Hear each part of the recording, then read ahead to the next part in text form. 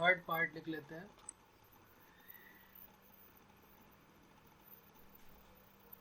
Total number of combination, write down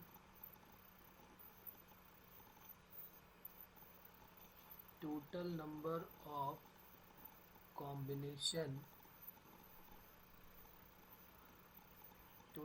of combination of n different thing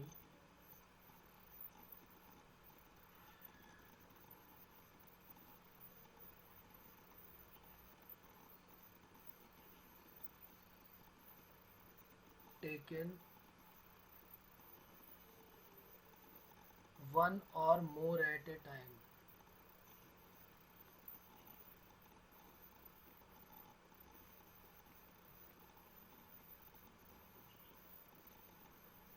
equal to, और इसका formula हो जाता है 2 to the power n minus 1।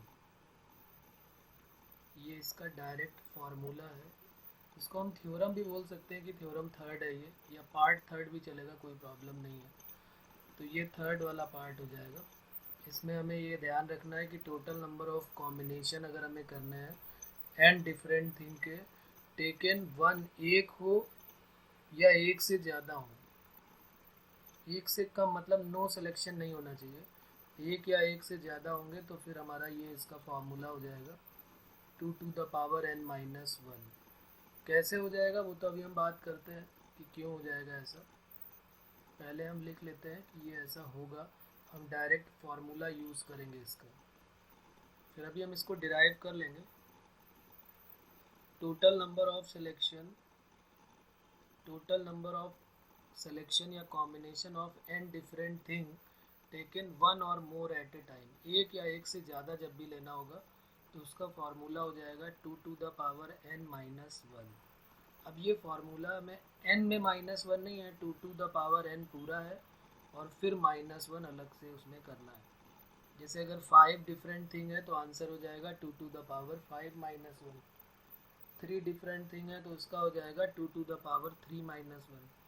अब इसको लिख लेते हैं इसका प्रूफ, और इसको हम दो तरीके से इसको प्रूफ करेंगे ताकि हमें आइडिया हो जाएगा कि भाई ऐसा भी होता है। तो देखो पहले हम क्या करते हैं, हम यहाँ पर ये समझते हैं कि किसी भी चीज़ को सेलेक्ट, किसी भी चीज़ का जैसे उसने बोला ना कि एन डिफरेंट थिंग है taken one or more eight A time, एक या एक से ज़्यादा बार सिलेक्शन करना है हमको। तो कोई भी पहली वाली थिंग है हमारे पास, उसके लिए हमारे पास नंबर ऑफ वेज कितने होंगे। या तो हम उसको सेलेक्ट करेंगे एक तरीका, और या तो हम उसको सेलेक्ट नहीं करेंगे, ये दूसरा तरीका है। तो किसी भी थिंग को के नंबर ऑफ वेज क्या होंगे, उसको सेलेक्ट करने या ना करने के सबके दो दो वेज हो जाएंगे। जैसे एन डिफरेंट थिंग है तो फर्स्ट वाली थिंग के कितने वेज हो जाएंगे, 2। या तो हम उसको सेलेक्ट करें या तो ना करें। दूसरी वाले के लिए भी 2 हो जाएंगे, या तो हम उसको सेलेक्ट करें या तो ना करें। इसी तरह सबके 2 वेज हो जाएंगे। और इसमें कौन सा रूल लगेगा, एंड रूल लगेगा, क्योंकि हमारे पास ऑप्शन नहीं है, हमें सभी को सेलेक्ट करना है। फर्स्ट को भी करना है एंड सेकंड को भी सेलेक्ट करना है और थर्ड को भी करना है एंड फोर्थ को भी करना है। तो 2 n टाइम्स तक जाएगा। तो जब 2 n टाइम्स तक जाएगा तो वो बन जाएगा 2 to the power n, क्योंकि 2 का n टाइम तक मल्टीप्लाई हो जाएगा। बट अब इसमें एक वेज ऐसा आ गया होगा, जब हमने इसको सेलेक्ट किया तो इसमें ऐसा भी हो सकता है कि कोई भी एक, कभी भी ऐसा भी हुआ हो कि कोई एक ना सेलेक्ट हुआ हो, कि सब में 2 जो आया है, जैसे हमने जो 2 लिया है उसमें क्या हमने माना है कि या तो हम उसको सेलेक्ट करते हैं और या तो नहीं करते हैं। तो सब में बार बार नहीं करने वाला भी तो आया होगा। तो जब सबका मल्टीप्लाई करेंगे तो एक नंबर ऑफ वेज वो भी सेलेक्ट हो गया होगा जिसमें हमने किसी को नहीं सेलेक्ट किया है। तो फिर उसने कहा है कि एक या एक से ज़्यादा चाहिए, ये लिखा है 1 या 1 और मोर, एक चाहिए या उससे ज़्यादा चाहिए। तो एक भी नहीं चाहिए वाला कम करना पड़ेगा, तो इसलिए 1 को हमने यहाँ पर माइनस कर दिया है। मैं यहाँ पर लिख देता हूँ, और अगर इसमें कोई प्रॉब्लम है तो एक दूसरा मेथड भी है, उससे भी समझ लेंगे। वैसे इसमें भी कोई प्रॉब्लम नहीं होनी चाहिए। लिख लेते हैं द फर्स्ट थिंग, जो मैंने बोला है वही मैं लिख के दिखा रहा हूँ। The first thing may or may not be selected। एक थिंग को हम या तो सेलेक्ट कर सकते हैं और या तो सेलेक्ट नहीं कर सकते हैं। हमारे पास दो नंबर ऑफ वेज हो जाएंगे। तो the number of ways for first thing के नंबर ऑफ वेज क्या हो जाएंगे 2। या तो हम उसको सेलेक्ट करें और या तो उसको सेलेक्ट ना करें। सिमिलरली अगर हम सेकेंड की बात करेंगे, the number of ways of second thing, तो उसके भी 2 हो जाएंगे। सिमिलरली ऐसे करते करते एन थिंग जो लास्ट वाला है, एन थिंग, उसके भी क्या हो जाएंगे 2। तो यहाँ पर हम क्या करेंगे, मल्टीप्लिकेशन रूल अप्लाई कर देंगे। यूजिंग मल्टीप्लिकेशन रूल, याद होगा मल्टीप्लिकेशन रूल स्टार्टिंग में हमने बात की थी ना, कि जब भी कभी एंड आ जाता है तो वहाँ पर मल्टीप्लिकेशन रूल अप्लाई हो जाएगा। तो मल्टीप्लिकेशन रूल जब लेंगे यहाँ पर, तो ये सब को क्या हो जाएगा, टोटल नंबर ऑफ वेज जो है वो क्या हो जाएंगे, total number of ways equal to 2 into 2 into 2, और वो भी 2 कहाँ तक, n टाइम्स। और अगर ये n टाइम्स हुए तो ये बन गया 2 टू द पावर n। अब यहाँ पर क्या है कि यहाँ पर कभी ऐसा भी केस एक आया होगा, इसमें एक ऐसा भी केस सब में है जिसमें कोई भी सिलेक्शन नहीं हुआ है। एक इसमें भी आया था कि या तो सेलेक्ट होगा या तो नहीं होगा, दूसरे में भी आया था या तो सेलेक्ट करेंगे या तो नहीं करेंगे। तो सब में एक और वेज आ गया होगा जिसमें सिलेक्शन नहीं हुआ होगा, तो उसके लिए हम यहाँ पर लिख लेते हैं बट देयरफॉर, या there is one way which nothing is selected. कुछ भी सेलेक्ट नहीं किया होगा उसका एक तरीका होगा, नथिंग इज सेलेक्टेड, तो उसके नंबर ऑफ वेज हो जाएंगे 1। तो अब इसमें से क्या हो जाएगा, फाइनल जो होगा यहाँ पर लिख देंगे, so finally number of veg selecting one or more, number of ways selecting one or more of n different thing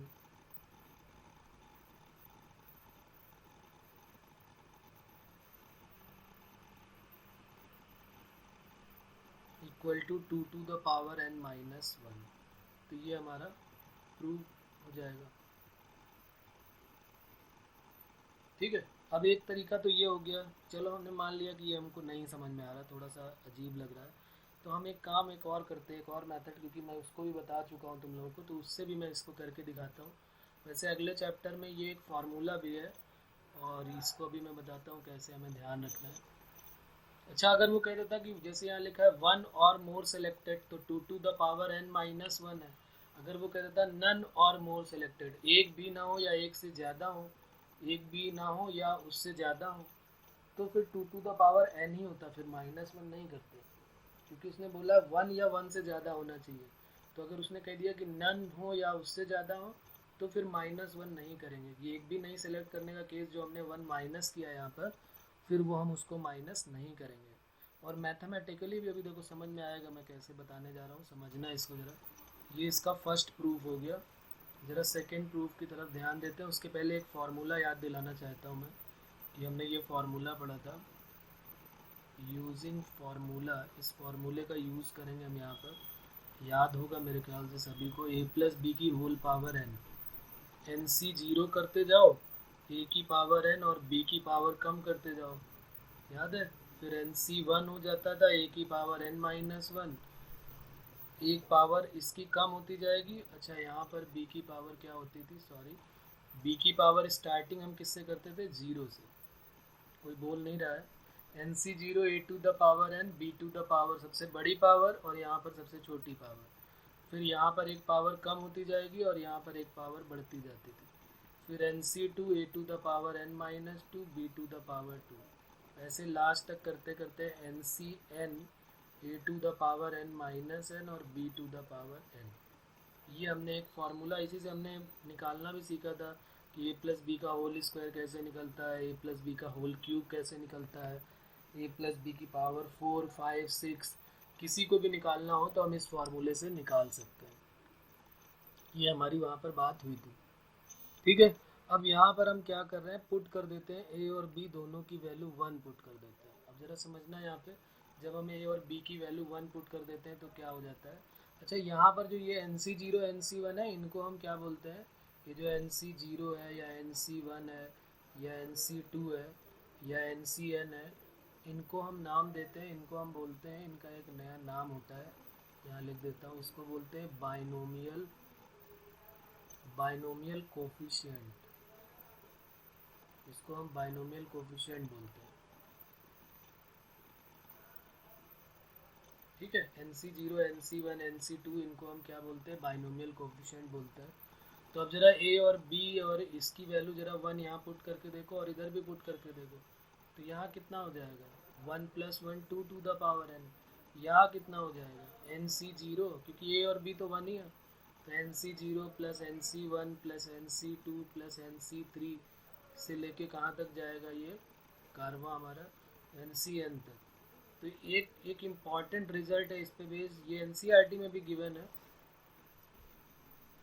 लेकिन इस चैप्टर में नहीं, अगले चैप्टर में मिलेगा बाइनोमियल थ्योरम, जिसको बोर्ड से अभी हटा भी दिया गया है, लेकिन अभी हमारे जेई में ये है, तो हमें ये चैप्टर भी पूरा करना ही करना है। तो इनको हम बोलते हैं बाइनोमियल कोफिशिएंट, और ये क्या है, ये सारे बाइनोमियल कोफिशिएंट का सम है, सम ऑफ, यहाँ अगर मैं लिखना चाहूँ तो ये क्या है, sum of all binomial coefficient. देखो ना, सारे बाइनोमियल कोफिशिएंट को प्लस कर दिया गया, और सारे बाइनोमियल कोफिशिएंट का सम क्या होता है, तो ये लिखा हुआ है 2 to the power n। तो हमें ये याद रखना है कि जितने भी बाइनोमियल कोफिशिएंट होते हैं उनका सम अगर हमसे कहा जाए तो वो हो जाता है 2 to the power n। ठीक है बच्चों, जितने भी बाइनोमियल कोफिशिएंट होते हैं उनका सम क्या होता है, 2 to the power n। अब देखना यहाँ पर, समझना बात को, ये तो हमने एक रिजल्ट बना लिया, इसमें किसी को कुछ पूछना है क्या, कोई प्रॉब्लम है, यस और नो लिख सकते हैं आप, बोलने की ज़रूरत नहीं है, चैट बॉक्स में नोट कर सकते हैं। यहाँ तक सब है मेरे साथ।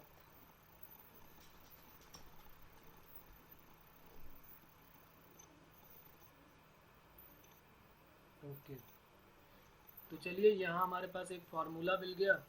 तो अच्छा ये बताओ, NC0 का मतलब क्या है, अगर हम तुमसे पूछे कि भाई बताओ NC0 का क्या मतलब है, तो NC0 का मतलब है कि हमने n में से 0 को सेलेक्ट किया है, n number of different thing थी, उसमें से हमने 0 को सेलेक्ट किया है। n डिफरेंट थिंग में हमने किसको सेलेक्ट किया, एक भी नहीं सेलेक्ट किया, यानी 0 सेलेक्शन हुआ है।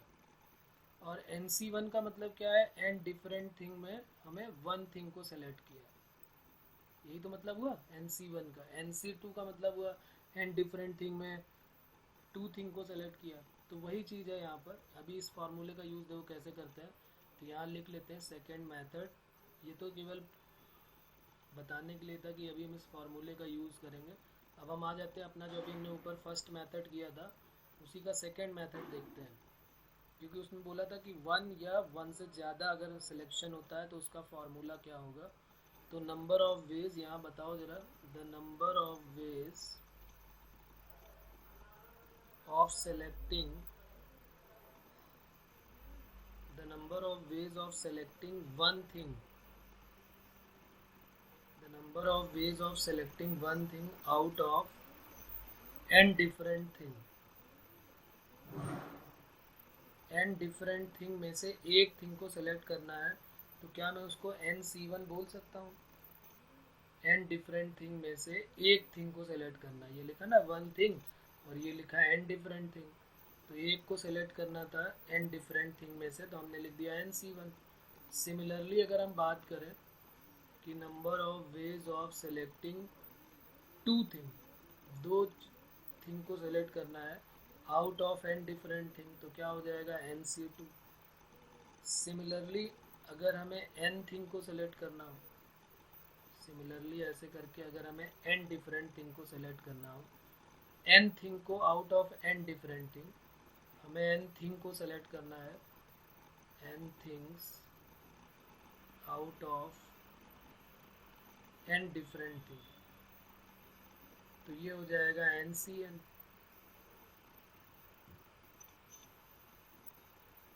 इसमें हमें बताना है कि इसमें नंबर ऑफ वेज में हम क्या करें, इनको मल्टीप्लाई अब हमें करना पड़ेगा कि प्लस करना पड़ेगा।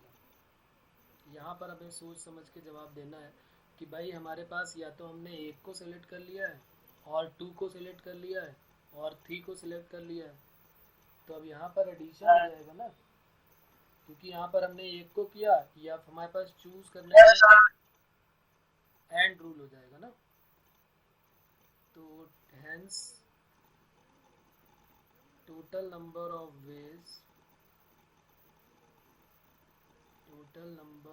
ways selecting one or more different thing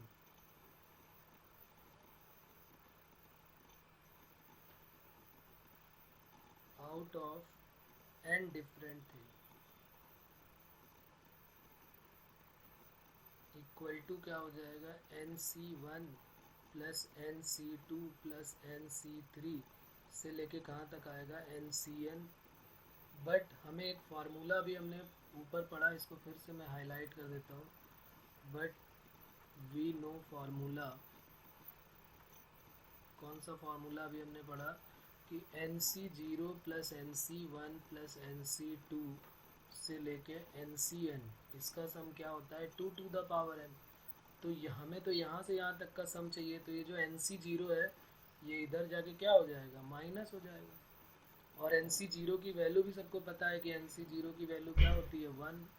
ये बोला था मैंने याद करने के लिए कि किसी का भी NC0 हो वो हमेशा 1 होता है, चाहे 2C0 3C0। तो सिर्फ हम यहाँ पर अगर हम लिखना चाहें तो क्या हम यहाँ पर अपना फार्मूला फिर से इसको कंटिन्यू अगर यहाँ करेंगे तो क्या बन जाएगा, ये 2 to the power n minus NC0, तो 2 to the power n minus 1। तो हम ऐसे भी कर सकते हैं, ये भी हमारा प्रूफ हो गया। तो हम दोनों में से कोई मेथड यूज़ कर सकते हैं। बहुत इंटरेस्टिंग क्वेश्चन बनते हैं इसमें से। अभी मैं एक क्वेश्चन देता हूँ, क्वेश्चन बहुत इजी है, अगर हमें फार्मूला याद है तो क्वेश्चन करने में तो कोई तकलीफ ही नहीं होगी, सीधे 2 की पावर n करनी है और एक कम कर देना। आया कहाँ से वो फार्मूला, कहाँ से आया, क्यों बना, कैसे बना, वो इम्पॉर्टेंट है, वो हमें पता होना चाहिए। बात क्लियर हो रही कि वो हमें पता होना चाहिए कि 2 to the power n minus 1 कैसे बना है। अब जरा क्वेश्चन लिखते हैं, यहाँ तक तो बात क्लियर हो गई होगी। अब लिखते हैं क्वेश्चन इसके, और क्वेश्चन बहुत इजी होते हैं इसके, जैसे ही लिखेंगे वैसे ही आंसर आ जाएगा, लिखते लिखते आंसर आ जाता है। अ मैन हैज़ 6 फ्रेंड, और ये तुम्हारी ही बात हो रही है, देखो। A man has 6 friend, in how many ways,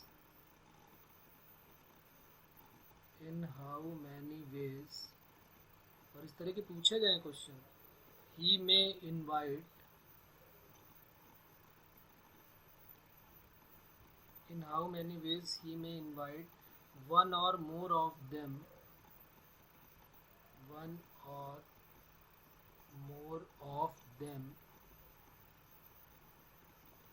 to dinner।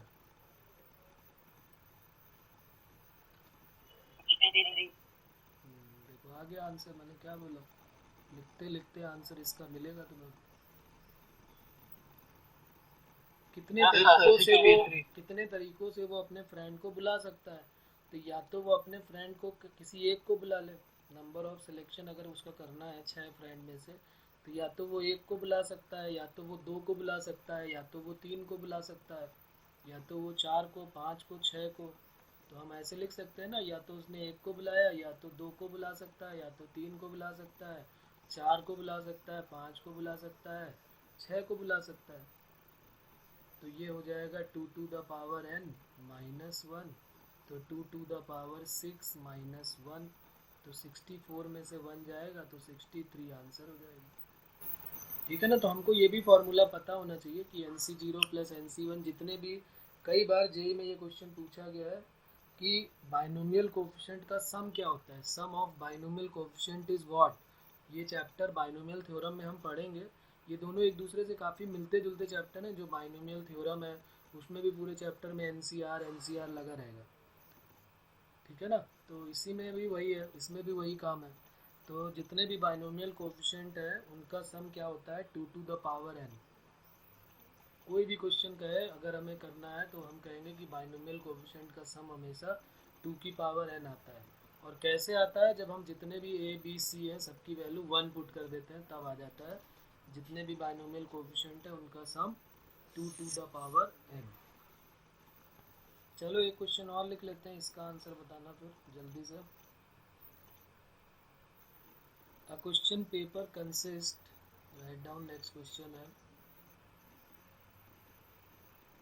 A question paper consist of 2 section. एक क्वेश्चन पेपर के 2 सेक्शन है, having respectively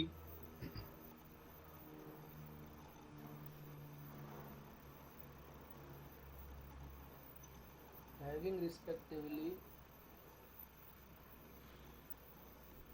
3 and 5 question।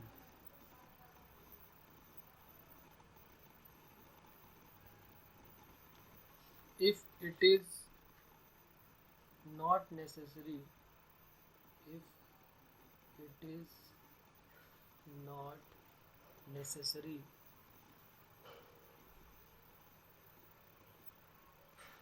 to attempt all question,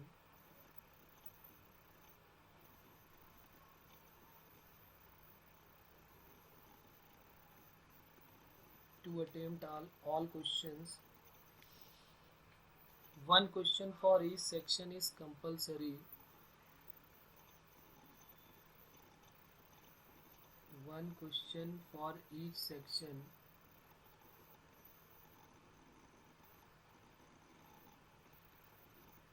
compulsory। In how many ways?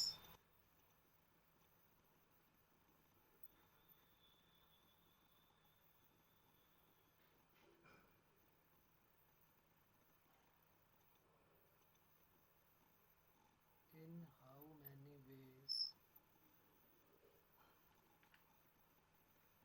In how many ways can a candidate select the question?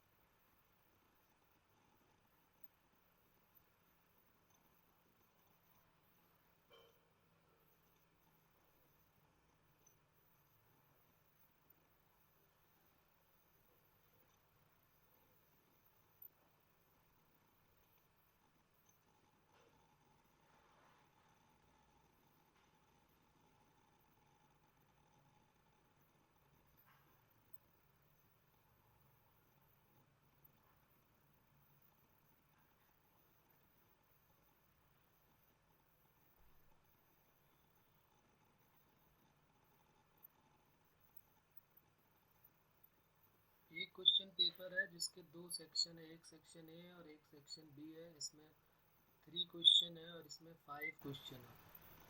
कम से कम एक question करना तो compulsory है ही है।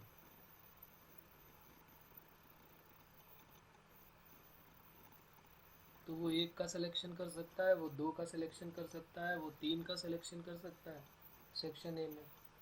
एंड दूसरे वाले सेक्शन में वो 1 कर सकता है, 2 कर सकता है, 3 कर सकता है, 4 क्वेश्चन कर सकता है, 5 क्वेश्चन कर सकता है। तो पहले वाले में भी फॉर्मूला लगा देते हैं और दूसरे में भी लगा देते हैं।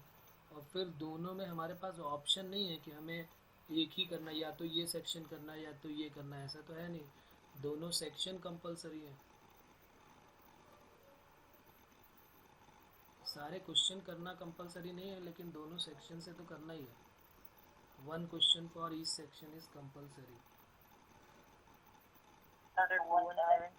217 बिल्कुल सही है, good.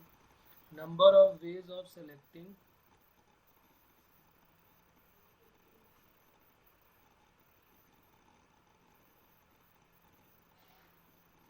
One or more question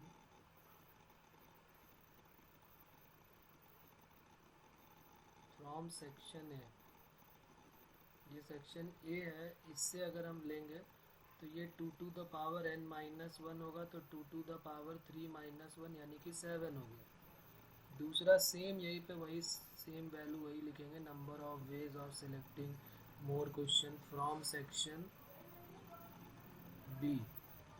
जब सेक्शन बी से करेंगे तो 2 to the power 5 minus one यानी कि 31 हो जाएगा। अब दोनों में अगर चॉइस होती तो प्लस कर देते, तो टोटल नंबर ऑफ वेज क्या हो जाएंगे, तो लिख देंगे बाय मल्टीप्लिकेशन रूल, क्योंकि चॉइस नहीं है हमारे पास तो मल्टीप्लाई करना पड़ेगा। Required number of veg can a candidate select the question 7 into 31, 7 म्हणजे 7, 7 3 जा 21, तो ये हमारा आंसर हो जाएगा। चलिए ये तो हो गई जब डिफरेंट की बात हो रही थी कि भाई सारे जो है वो डिफरेंट थे तब कोई प्रॉब्लम नहीं थी। अब कुछ क्वेश्चन ऐसे होंगे, जैसे अगर याद होगा आपको तो रिस्ट्रिक्शन में हमने परमुटेशन में भी ऐसे ही काम किया था। पहले हमने क्या किया था कि परमुटेशन उनके निकाले थे जो डिफरेंट ऑब्जेक्ट होते थे।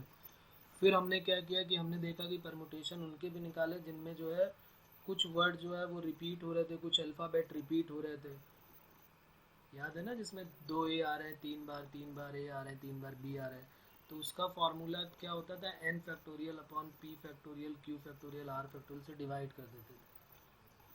तो वही काम अब यहाँ पर भी लिख लेते हैं, combination of alike object. Alike का मतलब हो गया सेम ऑब्जेक्ट अगर होते हैं, तो हेडिंग है हमारी कॉम्बिनेशन ऑफ अलाइक। अलाइक मतलब आइडेंटिकल, सेम ऑब्जेक्ट।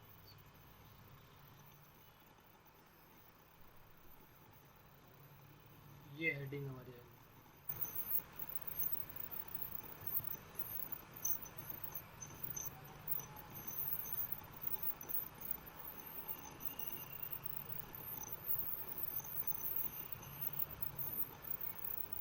अब इसमें भी कुछ इम्पॉर्टेंट पॉइंट करके 1 2 3 4 करके होंगे, तो लिख लेते हैं। पॉइंट नंबर 1 क्या होगा, the number of selection of r thing, the number of selection of r things, r जो है वो छोटा होगा हमेशा एन से, ये तो कई बार बात हो चुकी है हमारी, out of n identical thing,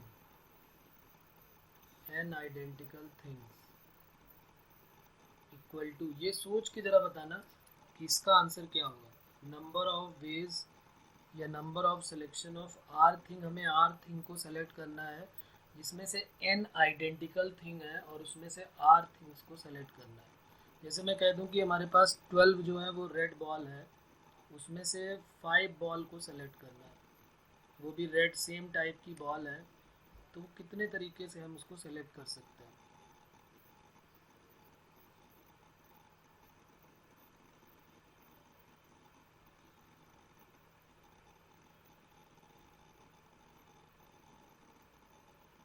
और इसमें अरेंजमेंट हमें नहीं करना, इस बात का ध्यान रखेंगे, हमें सिर्फ सिलेक्शन करना है।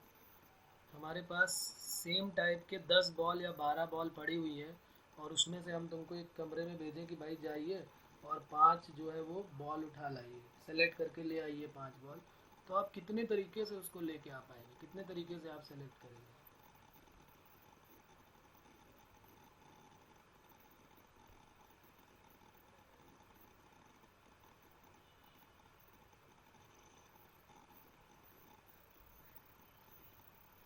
इतना सोचना पड़ेगा। सारी की सारी बॉल जो है वो आइडेंटिकल है, उसमें से 10 बॉल है, उसमें से हमको 5 बॉल उठा के लानी है,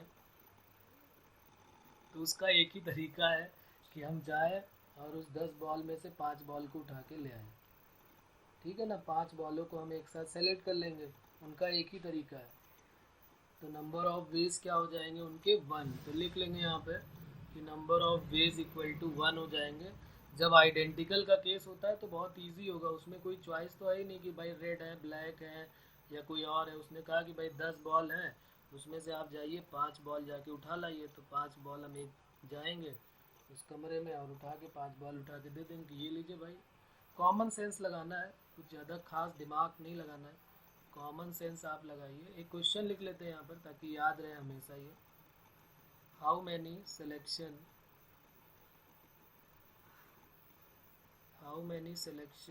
of 5 balls can be made from 12 red ball?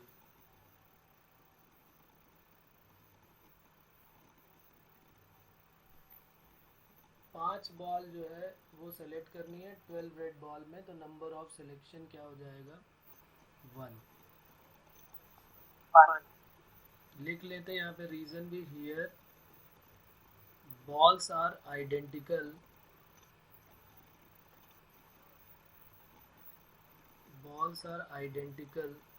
it means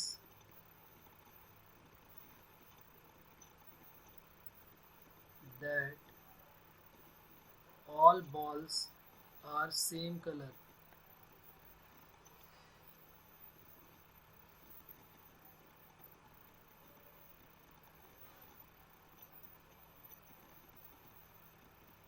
Then the number of selection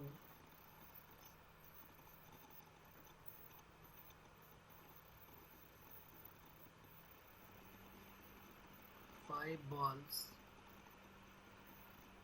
out of 12 balls equal to 1। तो ये हमारा आंसर हो जाएगा। तो जब भी कभी हमारे पास ऐसा कुछ केस होगा कि सेम आइडेंटिकल थिंग्स है और उनमें हमें सेलेक्ट करना है, तो फिर कोई प्रॉब्लम वाली बात नहीं है। ठीक है, उसने कहा कि 10 में से 5 बॉल उठा लाइए, तो हम गए और उठा लिया हमने। उसने ये नहीं कहा कि 1 लेके आना है, कि 2 लेके आना है, कि 3 लेके आना है। उसने कहा कि 10 है, उसमें से 5 को सेलेक्ट कर लीजिए। तो उसका एक ही तरीका होगा। 10C5 कब होता है? जब 10 डिफरेंट बॉल में से 5 डिफरेंट बॉल को सेलेक्ट करना होता है, तब होता है 10C5 डिफरेंट बॉल के लिए। बात समझ में आ रही है ना? दोनों में बहुत बड़ा डिफरेंस है, तो इस बात को हमें ध्यान रखना है कि वहाँ पर डिफरेंट की बात हो रही थी, यहाँ आइडेंटिकल की बात हो रही। तो ये तो हो गया नंबर 1। फिर ज़रा नंबर 2 की बात करते हैं। नंबर 2 में भी फर्स्ट और सेकंड दो पार्ट में लिख लेते हैं। फर्स्ट पार्ट में लिखते हैं नंबर ऑफ सिलेक्शन ऑफ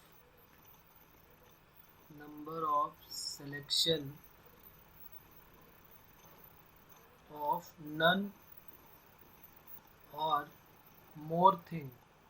जैसे अभी ऊपर आया था, नन की जगह वहाँ पे 1 था, 1 और मोर थिंग। तो नन और मोर थिंग्स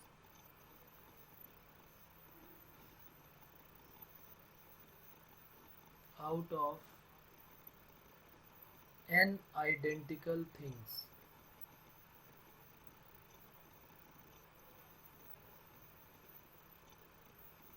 इसकी वैल्यू बतानी है। और इसी का सेकेंड पार्ट में यहाँ लिख देता हूँ कि number of selection of 1 or more thing.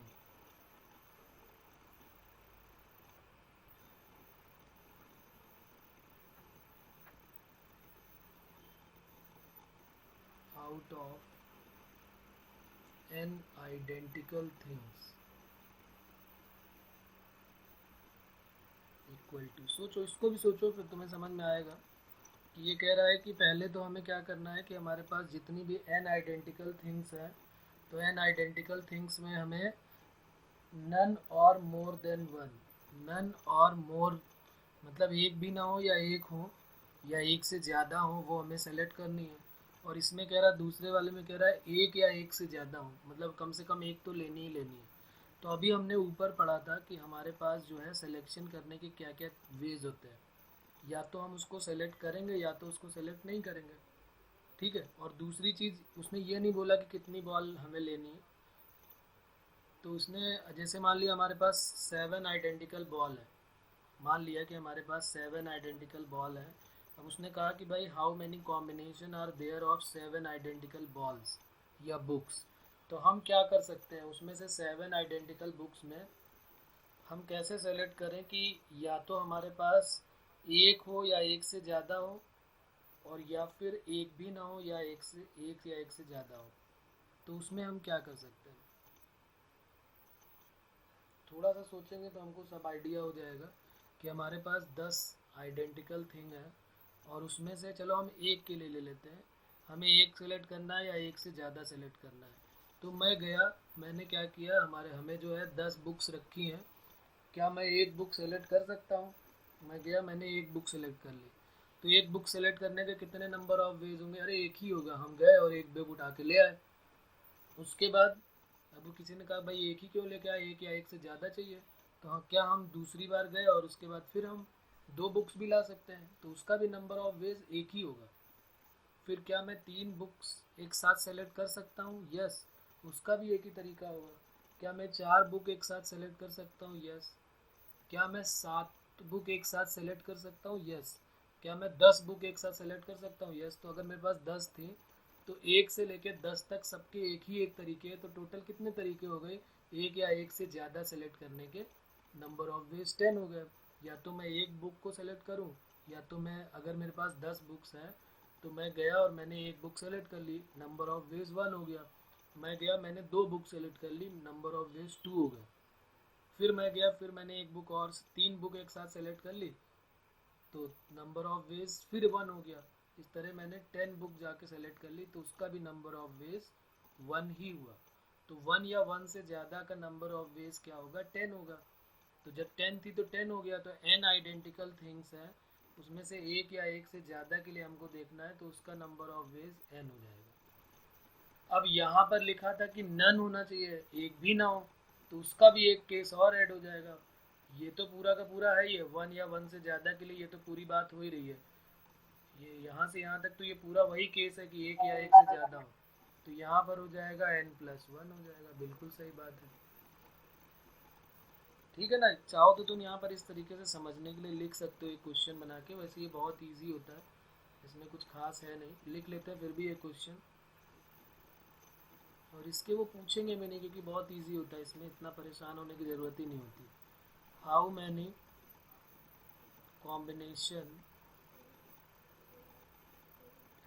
Combination are there of 7 identical books? 7 identical books हैं, उनमें से हम, उसने बोला है कि कितने हो सकते हैं नंबर ऑफ वेज। तो अब इसने ये तो बोला नहीं कि एक या एक से ज़्यादा है, तो इसका मतलब पहला वाला केस हो गया, नन और मोर देन 1 का केस हो गया। तो यहाँ पर चाहो तो लिख लो कि पहली बुक सेलेक्ट करने के लिए नंबर ऑफ वेज 1, अगर हमने दोनों बुक सेलेक्ट कर लिया तो भी 1, थर्ड बुक को सेलेक्ट कर लिया तो भी 1। तो नंबर ऑफ कॉम्बिनेशन क्या हो जाएंगे टोटल? 7+1 यानी कि 8 हो जाएंगे। 1 और क्यों ऐड किया वो भी लिख लेना, क्योंकि वहाँ पर हमने एक ऐसा भी है कि जिसमें सिलेक्शन नहीं कर रहे हैं, वो भी एक है। तो 7+1 8 हो जाएगा। तो यहाँ पर हमने फॉर्मूला लगा दिया n+1, तो 7+1, तो ये आंसर हो गया 8। तो हम एक बुक सेलेक्ट कर सकते हैं या तो हम 2 बुक सेलेक्ट कर सकते हैं। जब हम एक बुक सेलेक्ट करेंगे तो उसका 1 हो जाएगा, जब हम 2 बुक सेलेक्ट करेंगे तो उसका भी 1 हो जाएगा। इस तरीके से करते करते हमने 7 बुक सेलेक्ट किया, तो उसका भी 1 वेज हो गया। तो ये टोटल 7 हो गया, और एक और हो गया जब हमने एक भी बुक सेलेक्ट नहीं किया, नो बुक सिलेक्शन, तो उसका भी हो गया। तो टोटल जो है वो कितने हो जाएंगे? 8। तो नंबर ऑफ वेज जो है वो टोटल कितने हो जाएंगे हमारे पास? 8। तो ये तब के लिए था जब सारे के सारी बुक्स जो है वो आइडेंटिकल थी, सारे के सारे पॉइंट जो है, सारे के सारे जो थिंग्स थे वो आइडेंटिकल थे। अब इसमें क्या प्रॉब्लम आएगी थर्ड वाले में? उसमें क्या होगा कि उसमें कुछ आइडेंटिकल भी हो जाएंगे और कुछ सेम टाइप के भी हो जाएंगे। तब क्या होता है फॉर्मूला, वो भी लिख लेते हैं। Total number of selection of total number of selection of one or more thing, one or more things from p identical things from p identical things of one type comma q identical things q identical things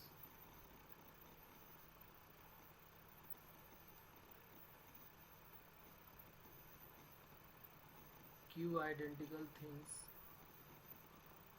of another type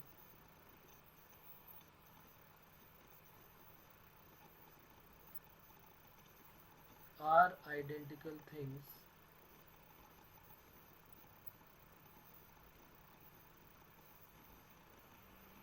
third type and PQR हो गया S and S different things S जो है वो different things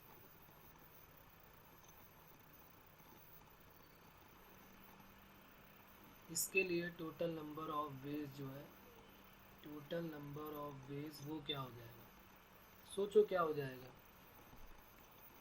total number of veg हमें लेना है तो पहले P के लिए देखो इसने बोला है वन और मोर थिंग के लिए सेलेक्ट करना है तो वन और मोर थिंग के लिए P जो है वो एक तरीके की है तो P को सेलेक्ट करने के लिए कितने वन और मोर थिंग का होगा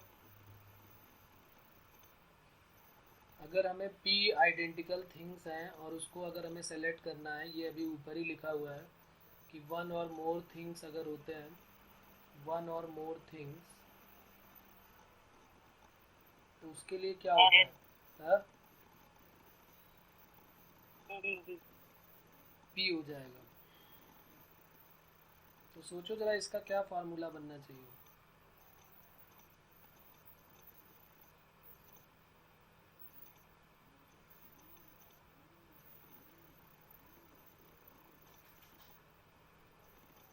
और उसने बोला एक या एक से ज़्यादा ही होने चाहिए तो हम क्या करेंगे देखो यहाँ पर थोड़ा सा और दिमाग लगाना पड़ेगा हमको कि जैसे P आइडेंटिकल थिंग्स हैं तो हम एक काम करते हैं जो आइडेंटिकल वाले हैं पहले तो मैं इसका फार्मूला लिख देता हूँ फिर इसको भी डिफाइन भी कर दूंगा डिराइव भी कर दूंगा ताकि तुम्हें आइडिया हो जाए क्यों ऐसा काम हुआ थोड़ा सा सुनो अभी फिर अभी इसको डिराइव करते हैं तब बात समझ में आएगी फार्मूला इसका होता है P+1 Q+1 R+1 मतलब जो सेम टाइप है उसमें तो 1 ऐड कर दिया गया है और जो डिफरेंट टाइप है उसमें से 2 to the power n कर दिया गया है और इस पूरे के साथ ये जो पूरा का पूरा पार्ट है इस पूरे के साथ 1 को माइनस कर दिया गया है अब जरा सोचो कि ये क्या काम किया गया होगा और 1 क्यों माइनस किया गया P प्लस वैसे तो ये सारे फॉर्मूले ही हैं जो हमें याद करने हैं लेकिन हम समझ लेते हैं तो ज़्यादा इजी होता है हमको तो हमें याद नहीं करना पड़ता है कि P+1 क्यों किया Q+1 क्यों किया R+1 क्यों किया और जो डिफरेंट था उसमें 2 की पावर S क्यों किया है और फिर सबको मल्टीप्लाई करके 1 माइनस क्यों किया है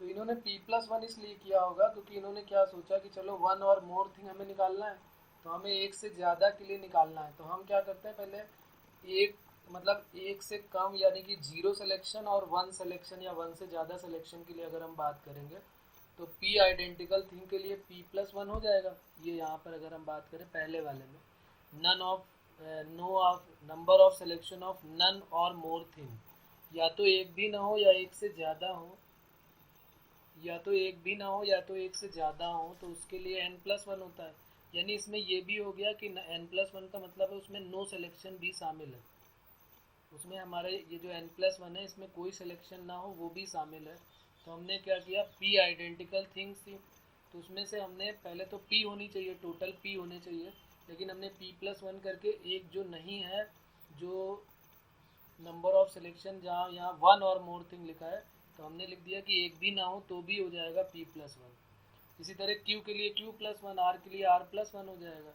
और डिफरेंट के लिए अभी हमने पढ़ा था कि 2 की पावर n होता है ये अभी हमने ऊपर पढ़ा था कि ये लिखा हुआ है number of ways of n different thing taken 1 or more eight A time तो उसका भी सबने -1 नहीं किया है ये जो तुम सोचोगे 2 की पावर n -1 किया है तो अभी हमने -1 नहीं किया है हमने सबको मल्टीप्लाई पहले किया उसका भी हमने ले लिया 2 to the power n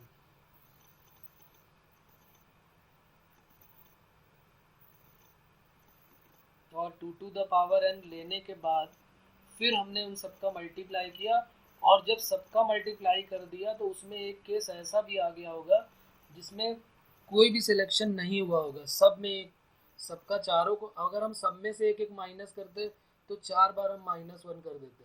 जैसे हम करते p+1 नहीं किया था तो p करते, फिर q करते, फिर r करते। हम कहते थे कि भाई सबको सेलेक्ट कर लिया, उसके बाद में -1 करो, नहीं, पहले हम क्या करेंगे, सबका पूरा का पूरा केस ले लेते हैं और फिर उन सबको उन सबको मल्टीप्लाई करके फिर 1 माइनस कर देते हैं। यहाँ पर लिख लेते हैं थोड़ी चीज़ें तो आइडिया हमको हो जाएगा। यहाँ पर प्रूफ करके इसको लिख लेते हैं। और वैसे तो हमारे इम्पॉर्टेंट तो हमारा ये फॉर्मूला है जो हमें याद होना चाहिए कि जब भी कभी आइडेंटिकल थिंग होंगी 1 या 1 से ज़्यादा तो हम क्या करेंगे, सब में 1 ऐड करके 2 की पावर को भी मल्टीप्लाई कर देंगे और बाद में सब में से फिर 1 को माइनस करेंगे। एक ही बार 1 को माइनस करना है क्योंकि सब में अलग अलग करने का मतलब फिर प्रॉब्लम होगी, सब में अलग अलग हो जाएगा। तो यहाँ पे प्रूफ समझ लेते हैं क्या है, लिख लेते हैं।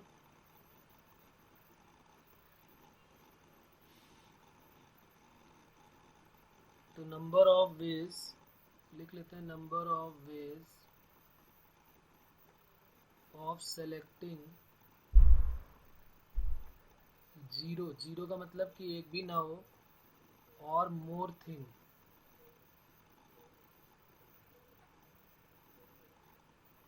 Out of p identical things, p identical things equal to p+1। p जो है वो तो होना चाहिए 1 या 1 से ज़्यादा के लिए, ये है 1 या फिर मोर देन 1, और 1 जो है वो नो सिलेक्शन के लिए है। जब हमने कोई भी सेलेक्ट नहीं किया उसके लिए ये 1 हो गया। तो हम पहले ही सबका केस लेके चल रहे हैं कि सिलेक्शन हो भी रहा और एक या एक से ज़्यादा का हो रहा है या तो फिर 0 का भी सिलेक्शन हो रहा है। बाद में सबका मल्टीप्लाई करके एक बार 1 को माइनस करना पड़ेगा। तो जैसे हमने p के लिए लिखा, सिमिलरली हम लिख सकते हैं q के लिए भी। q के लिए क्या हो जाएगा, q+1। r के लिए क्या हो जाएगा, r+1। q के लिए q+1 और r के लिए आ जाएगा r+1। और जो s के लिए है वो क्या हो जाएगा, s जो है वो डिफरेंट है। अभी हमने बात की थी कि या तो सिलेक्शन करेंगे या तो नहीं करेंगे, तो ये तो सबका मल्टीप्लाई हो जाएगा। लेकिन अगर हम बात s की करेंगे तो लिख लेते हैं, number of ways of selecting zero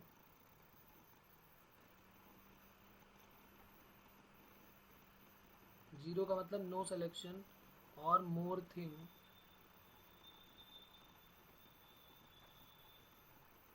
out of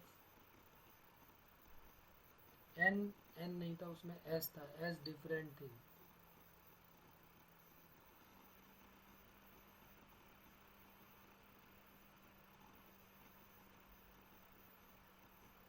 तो वो क्या हो जाएगा, 2⁻s। अगर मैं याद दिलाना चाहूँ आपको तो यहाँ पर हम लोगों ने अभी किया हुआ है कि 2n किया था, बाद में फिर -1 क्यों किया था, वो यहाँ पर ये लिखा हुआ है कि हम पहले फर्स्ट को सिलेक्ट करते हैं तो नंबर ऑफ वेज 2, सेकेंड को सिलेक्ट करते हैं तो नंबर ऑफ वेज 2, थर्ड को सेलेक्ट करते हैं तो नंबर ऑफ n को करते हैं। तो ये लिखा है 2⁻n। -1 कब किया गया है, जब कह रहा है कोई भी सिलेक्शन नहीं होगा तब 1 माइनस किया गया बाद में। पहले तो ये डिफरेंट को सेलेक्ट करने का मेथड क्या होता है, 2⁻n, तो वही यहाँ पर किया गया। तो ये हो गया 2⁻s। अब क्या करना है, जब हमने इन सब का मल्टीप्लाई कर दिया तो अब हमारे पास सबके जो है वो होने के और ना होने के दोनों के आ गए, सभी के।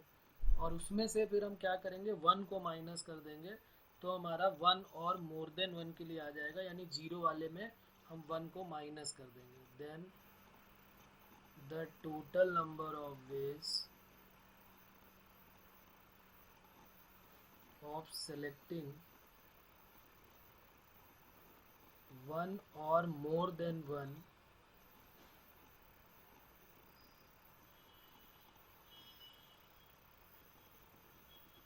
things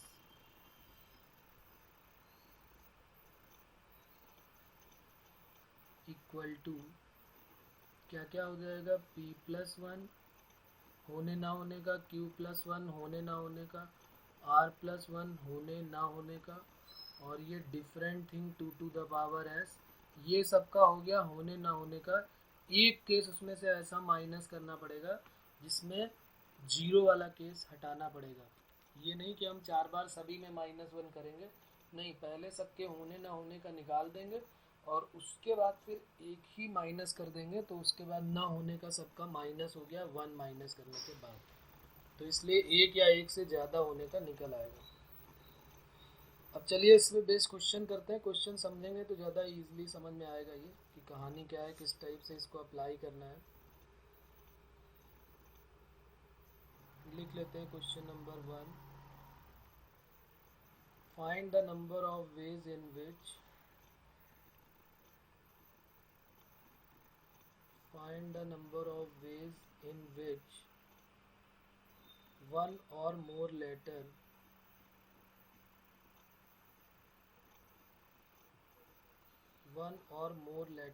can be selected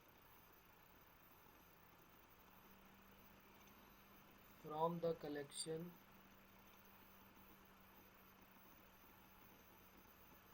और कलेक्शन ऐसे है, ए 5 टाइम्स है, बी 4 टाइम्स है, सी 3 टाइम्स है, डी 2 टाइम्स है और ई एफ जी 1 टाइम्स है। सी जो है वो 2 टाइम्स नहीं 3 टाइम्स है ये।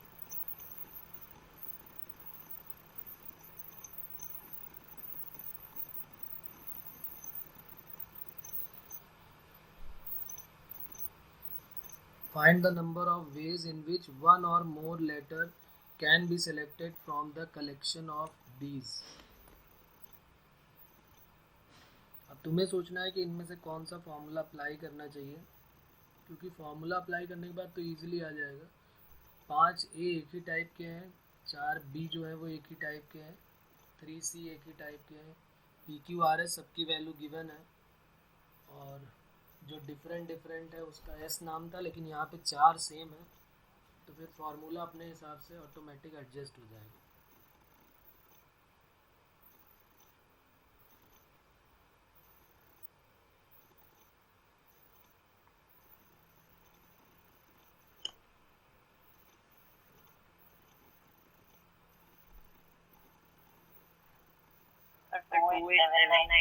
टू एट सेवन नाइन बिल्कुल सही है। पी की वैल्यू 5 है, क्यू की वैल्यू 4, आर की वैल्यू 3 और एस, अब इसमें एस को भी यही लेट करना पड़ेगा कि सेम टाइप है, तो ये 2 हो गया, और जो डिफरेंट है उनको हम टी लेट कर लेते हैं, तो 3 है ना डिफरेंट, 1 2 3, तो फॉर्मूला हो जाएगा टोटल नंबर ऑफ कॉम्बिनेशन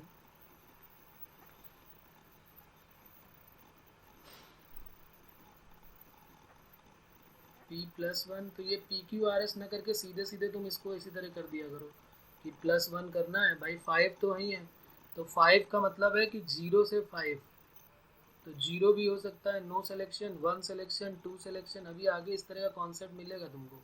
ये 4 का मतलब है कि 0 से 4, 0 से 4 का मतलब 0 सिलेक्शन, यानी कि टोटल नंबर ऑफ वेज इसके 5 होंगे, जो होता है उससे एक ज़्यादा हो जाता है, तो ये 4+1, ये 3+1, ये 2+1, जो सेम थे उनमें +1 करना था, और जो डिफरेंट थे उसको 2 की पावर में करना था और 1 माइनस करना था। तो बस इसी को सॉल्व कर लेना है। 6 into 5 into 4 into 3 into 8 -1, answer is 2879। और लिखते हैं क्वेश्चन और।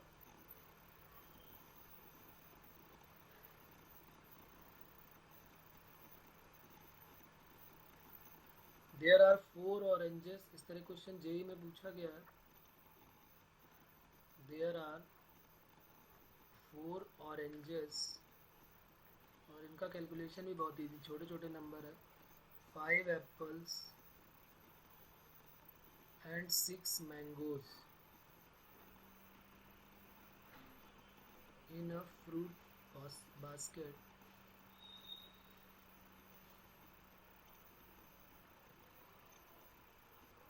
in how many ways can a person In how many ways can a person select fruits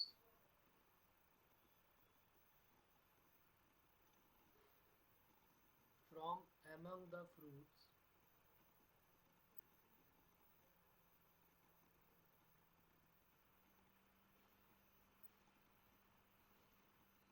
in the basket?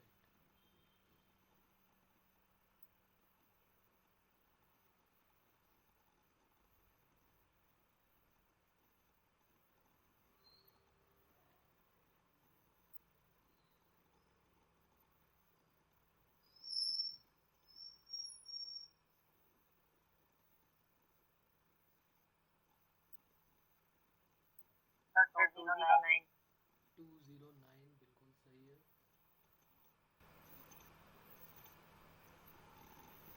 अरे भाई हमारे पास जो है वो एप्पल जो ऑरेंजेस है वो 4 है, तो इसके सिलेक्शन के कितने तरीके हो जाएंगे? जीरो से लेके 4 तक, या तो जीरो सिलेक्शन होगा, या तो 1, या तो 2, या तो 3, या तो 4, या तो 5, तो टोटल 5 हो जाएंगे। तो ऑरेंजेस का 5, एप्पल का 6, मैंगो का 7, और इन तीनों में एंड लगेगा तो तीनों को मल्टीप्लाई कर देंगे।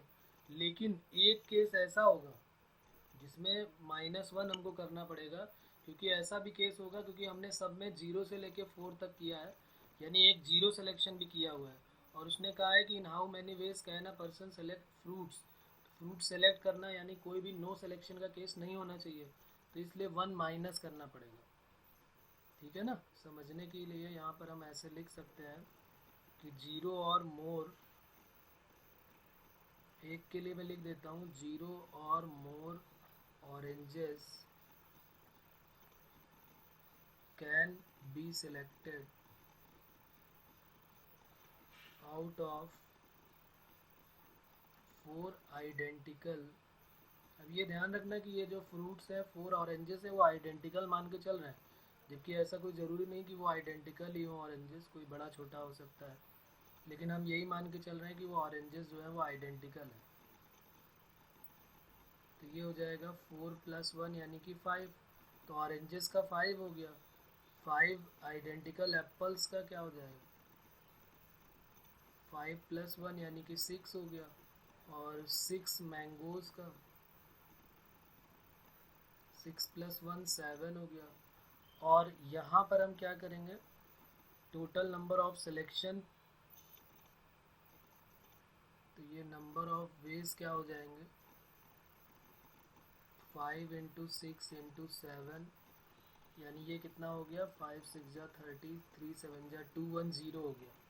लेकिन यहाँ पर एक प्रॉब्लम ये भी आ गई है कि यहाँ पर नो सिलेक्शन का केस भी आ गया होगा, तो लिख देते हैं यहाँ पे but is one of these selection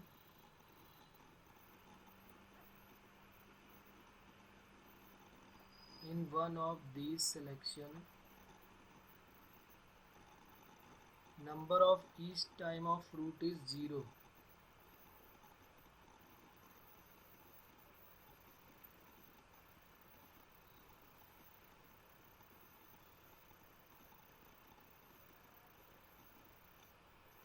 hence there is no selection।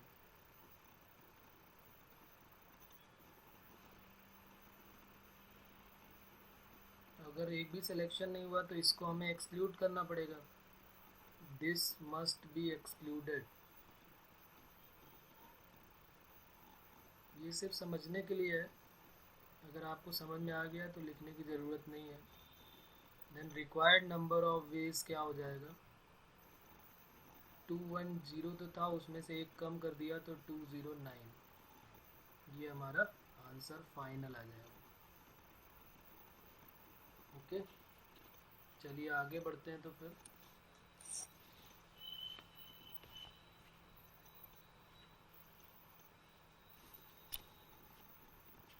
Number of divisor, एक हेडिंग लिख लेते हैं, नंबर ऑफ डिवाइज़र।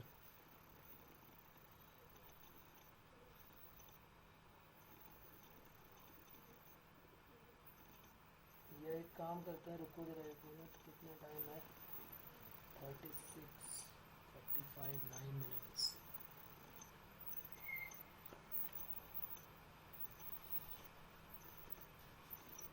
एक काम करते हैं, नंबर ऑफ डिवाइज़र को छोड़ो अभी, क्योंकि उसमें थोड़ा सा टाइम लगेगा, अगले टर्न पे उसको करेंगे।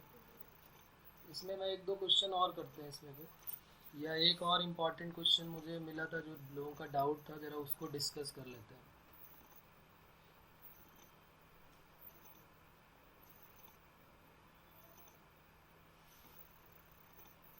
एक क्वेश्चन पहले इसी का ले लेते हैं, जो अभी हमने पढ़ा उससे रिलेटेड एक क्वेश्चन ज़रा लेते हैं। Find the number of combination, इसको ज़रा सोच समझ के जवाब देना है आपको। Find the number of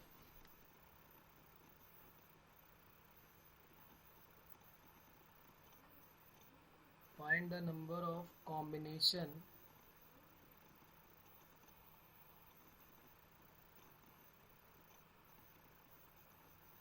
that can be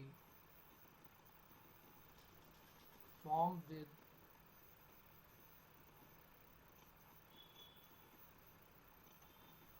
5 oranges,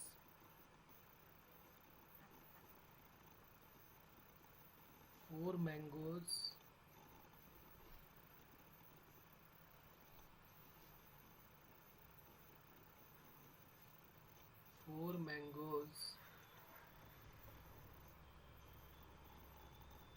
and 3 bananas.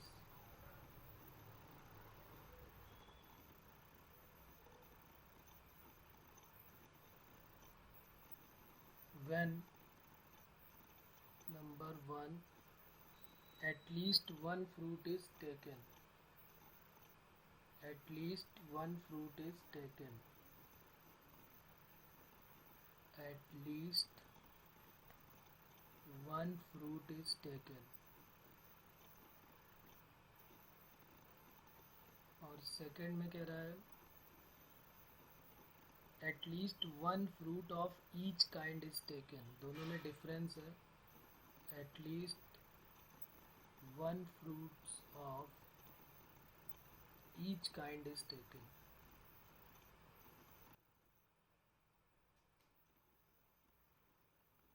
ये दोनों का सोल्यूशन बताना है क्या होगा।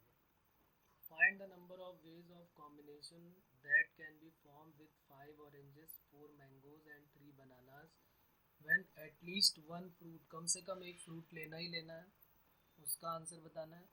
और फिर कह रहा है at least one fruit of each kind is taken. पहले वाले का 119। Okay, yes sir 109। बिल्कुल सही है, 119। तो नंबर ऑफ परमुटेशन, वही फार्मूला लग जाएगा इसका जो अभी हमने पढ़ा था, कि हम पहले क्या करेंगे कि जैसे 5 ऑरेंजेस है तो 5 + 1, दूसरा 4 ऑरेंजेस है तो 4 + 1, 4 मैंगोज है और 3 + 1, और एक कम करना पड़ेगा। नंबर ऑफ कॉम्बिनेशन है, सॉरी नंबर ऑफ परमुटेशन लिख दिया मैंने। नंबर ऑफ कॉम्बिनेशन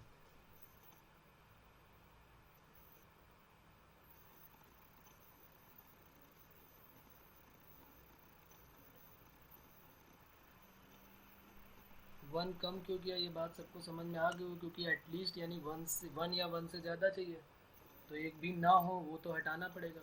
तो जीरो सिलेक्शन वाले से वन को माइनस कर दिया, क्योंकि वन होगा जिसमें कोई भी सिलेक्ट नहीं किया है। इसका दूसरे का क्या मतलब हुआ कि हर टाइप का एक फ्रूट तो चाहिए ही चाहिए। At least one fruit of each kind is taken. दोनों में डिफरेंस है, थोड़ा सा डिफरेंस है, वो समझ में आ जाएगा, थोड़ा एक दो बार सोचो, क्लियरली समझ में आएगा कि दोनों में क्या डिफरेंस है। Number of combination of eight least one fruit of each kind is taken. ये जो 5 + 1 लिया है, इसमें क्या कंसीडर किया है? इसमें हमने कंसीडर किया है कि भाई या तो हम 0 फ्रूट्स ले रहे हैं, या तो 1 ले रहे हैं, या तो 2 ले रहे हैं, या तो 3 ले रहे हैं, या तो 4, या तो 5। 0 भी ले रहे थे ना, लेकिन उसने कहा है कि at least one fruit of each kind is taken. तो फिर 0 हमें लेना ही नहीं है, क्योंकि 0 लेना ही नहीं है। अब हम क्या लेंगे, 1 से लेके 5 तक लेंगे। इसके लिए नहीं बात कर रहा हूँ, इसके लिए तो ये सही है, 0 1 2 3 4 5 ये टोटल के टोटल 6 केस हो जाएंगे। लेकिन जब वो कह रहा है कि सेकंड की बात हो रही है कि at least one fruits of each kind is taken.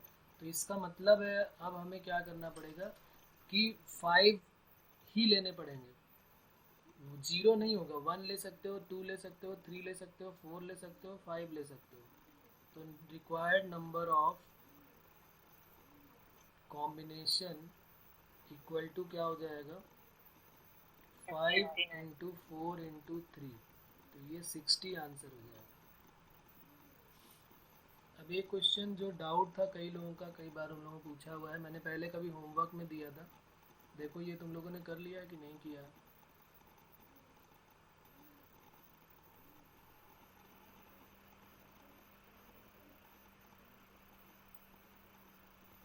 Question था डिविजिबिलिटी टेस्ट के ऊपर था, find number of all 5 digit number. Sir एक मिनट नीचे कर देना थोड़ा। Find number of all digit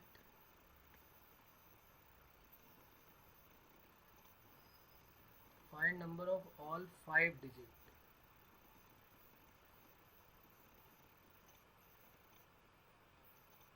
five digit number which are divisible by 4।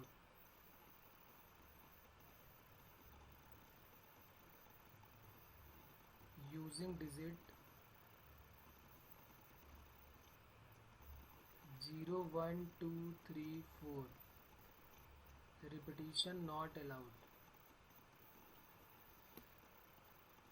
5 digit number बनाना है जो कि डिविजिबल बाय 4 होना चाहिए और रिपीटिशन नॉट अलाउड होना चाहिए। 4 डिजिट नंबर के लिए याद है क्या करते थे कि लास्ट 2 डिजिट जो है वो डिविजिबल बाय 4 होनी चाहिए।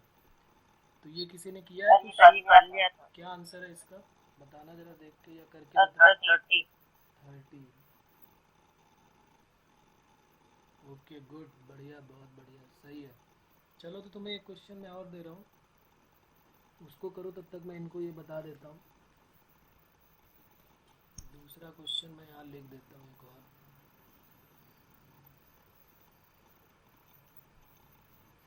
Find the number of arrangement, ये यहाँ लिख देता हूँ। चलो, find number of arrangement, find number of arrangement of letter of the word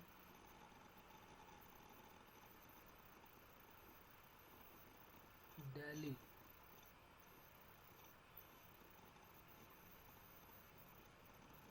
और आगे है इसमें if E always comes before I, E always comes before I. चलो इसको करो, तब तक मैं इनको यहाँ तक लेके आता हूँ इन लोगों को। जिनका नहीं वो एक बार देख लेंगे, रिवीजन हो जाएगा 4 डिजिट का।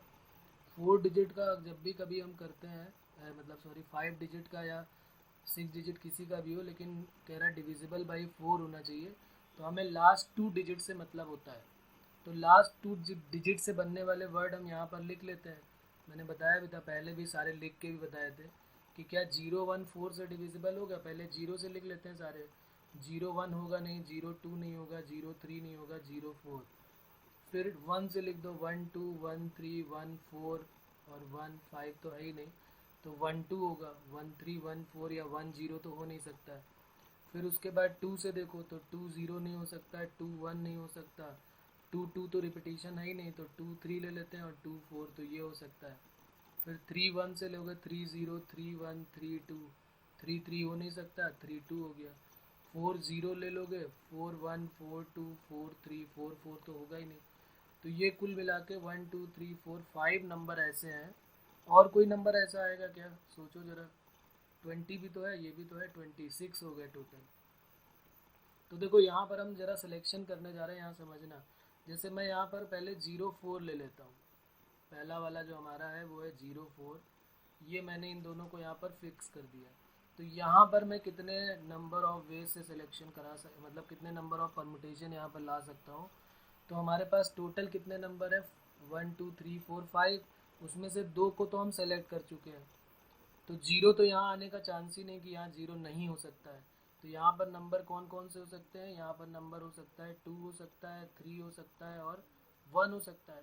तो यानी इन तीनों में से कोई एक नंबर यहाँ हो सकता है, इन तीनों में इन एक नंबर यहाँ ले लिया तो 2 बचे और 1 बचे, और ये तो फिक्स है, इनका तो नंबर ऑफ वेज 1 ही है। तो 3 इंटू 2 इंटू 1 यानी कि इसका अगर हम नंबर ऑफ वेज निकालेंगे तो 3 इंटू 2 इंटू 1 यानी टोटल नंबर ऑफ वेज क्या हो जाएगा 6, जब हमने 0 4 को यहाँ किया तब। अब जरा 0 4 के बाद जरा दूसरे को करके देखना, 0 4 के बाद किसका नंबर आएगा 12 का। जब यहाँ 12 को किया तो जब 12 को कर रहे हैं तो यहाँ 0 नहीं आना चाहिए, क्योंकि 0 अगर यहाँ पर आ गया तो प्रॉब्लम है, क्योंकि 0 फर्स्ट पोजीशन पे तो आना नहीं चाहिए। तो 0 भी नहीं आ सकता, 1 2 यहाँ ले चुके हैं, ये फिक्स है दोनों 1 2। तो अब यहाँ पर कितने नंबर ऑफ वेज हो सकते हैं, तो यहाँ पर 2 हो सकते हैं, क्योंकि 5 नंबर में से हमने 3 हटा लिया तो 2। लेकिन 0 यहाँ तो आ सकता है, यहाँ मैं लिख देता हूँ क्या क्या आ सकता है 2 में, क्या क्या आ सकता है। 0 1 2 तो नहीं आएगा, लेकिन 3 आ सकता है, 4 आ सकता है, और यहाँ पर 0 3 4 कोई भी एक 3 में से कोई भी आ सकता था, लेकिन 2 हम पहले ही ले चुके हैं। तो फिर यहाँ पर भी क्या आ जाएगा 2, और यहाँ पर भी क्या आ जाएगा 1। ये हम यहाँ पर कोई एक ले चुके हैं तो इसलिए यहाँ पर एक कम हो जाएगा। तो ये 2 इंटू 2 कितना हो जाएगा 4। तो इसके नंबर ऑफ वेज क्या हो जाएंगे, नंबर ऑफ वेज हो जाएंगे 2 इंटू 2 यानी कि 4।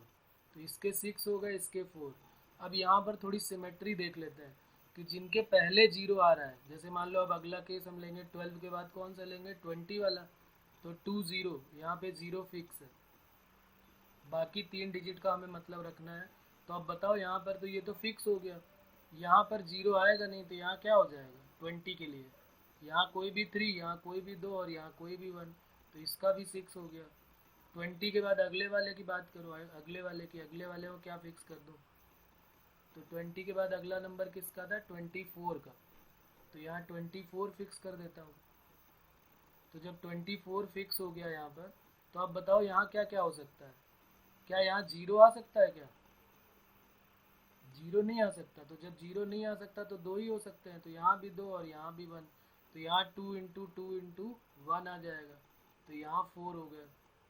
तो ये हमने इसके ले लिया जब 24 हो गया। अब जरा दूसरा लेते हैं, अगला वाला क्या ले लें, 24 के बाद अगला क्या आएगा 30।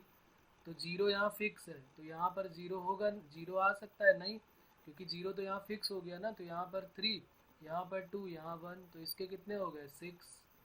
फिर आगे आ जाओ 30 के बाद अगला, एक मिनट ये 30 क्यों ले लिया भाई, 30 क्या नंबर ऑफ डिविजिबल है क्या 30, सॉरी यहाँ 30 थोड़ा ना होगा, इसको हटा देते हैं, अभी 30 नहीं होगा ये, 30 नहीं, कौन सा लेना था हमें, हम क्या ले चुके हैं 0 4 12 20 ले चुके, 24, अब 32 लेना था, तो हमने यहाँ पे 32 ले लिया। तो फिर यहाँ पर 0 नहीं हो सकता, मतलब 0 यहाँ नहीं हो सकता, क्योंकि आएगा ज़रूर यहाँ 0। तो यहाँ पर 2, यहाँ पर 2, यहाँ 1, तो इसके क्या आ गए 32 वाले के भी 4। अब क्या 32 के बाद क्या बचा 40 वाला, 4 0, तो 0 फिर यहाँ आ चुका है, तो फिर यहाँ कोई टेंशन नहीं, तो यहाँ 3 2 1, तो 40 वाले के भी 3 2 6 वेज हो गए। और क्या बचा 1 2 3 4 और 5 6 सारे हो गए। टोटल कर दो इनका, टोटल नंबर ऑफ वेज सबको प्लस 44 हो नहीं सकता, क्योंकि रिपीटिशन है नहीं, तो 44 का तो नाम ही नहीं आएगा। तो 6 + 4 + 6 + 4 और +4 + 6, तो टोटल ये आ जाएंगे 30। तो ये आंसर हमारा 30 आ जाएगा। बोलो इसमें किसी को कोई प्रॉब्लम है तो।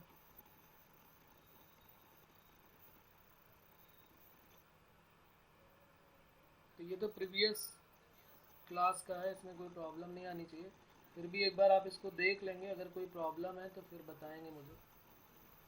ओके बच्चों,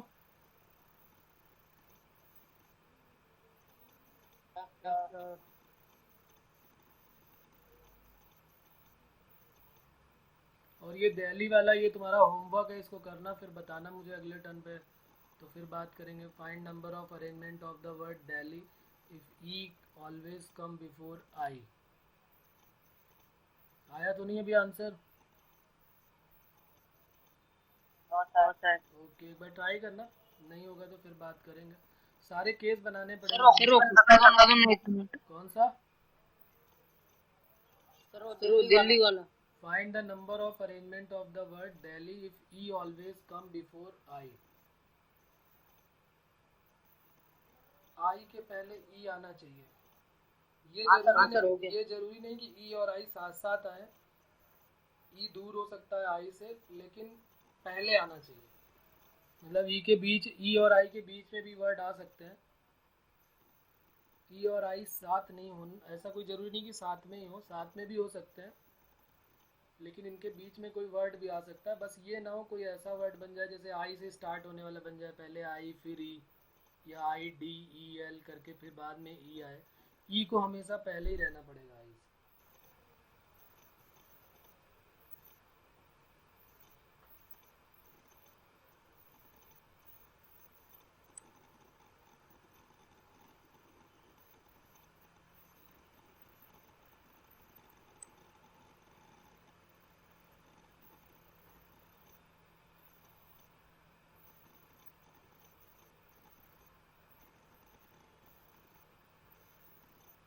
ओके बच्चों,